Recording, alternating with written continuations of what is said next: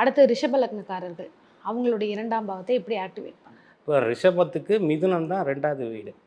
அப்போ மிதுனத்தில் வந்து ஏதாவது கிரகம் உச்சமாகுதா, ஏதாவது கிரகம் நீச்சமாகுதா, ஏதாவது கிரகம் ஆட்சியாக இருக்குன்னா ஆட்சி தான், புதன் தான் ஆட்சி.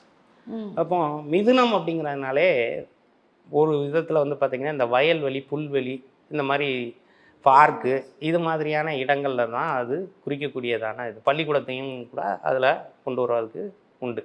இப்போ கிரக காரகத்துவம் மாதிரி பாவக காரகத்துவம்னும் உண்டு. இப்போ ஒரு கிரகத்துக்கு வந்து 3600 காரகத்துவம் கிட்ட இருக்குது.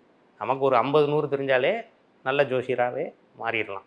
அப்போ அந்த மிதுனம் அப்படிங்கிறது இவங்க வந்து நல்ல வயல்வெளிக்கு போய் ஒரு 2 மணி நேரம் அமைதியாக உட்கார்ந்து நல்லபடியாக வந்து அந்த இயற்கையை வந்து ரசித்து, அல்லது ஒரு விவசாயிக்கு போய் உதவி செஞ்சாங்கன்னா அவங்களுக்கு அந்த 2ஆம் பாவங்கிறது ஆக்டிவேட் ஆகிடும். விவசாயம் சம்மந்தப்பட்ட விஷயங்களை இவங்க பேசிகிட்டு இருந்தாங்கனாலே அவங்களுக்கு போகும். 2ஆம் பாவங்கிறது 2ங்கிறது நம்மளுடைய வாக்கு. அப்போ நம்ம அது சார்ந்த விஷயங்களை பேசணும்.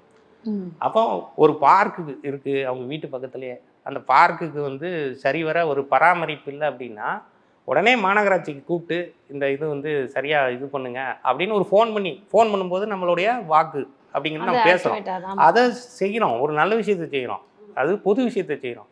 பொதுவாகவே நாம் வந்து நமக்கு அப்படிங்கிறது நினைக்கிறத விட பிரத்தியாக இருக்க ஒரு விஷயத்தை நம்ம செஞ்சோம்னா கடவுளே நமக்கு வந்து நிறைய விஷயங்களை வந்து கண்கூடாக செய்வார்.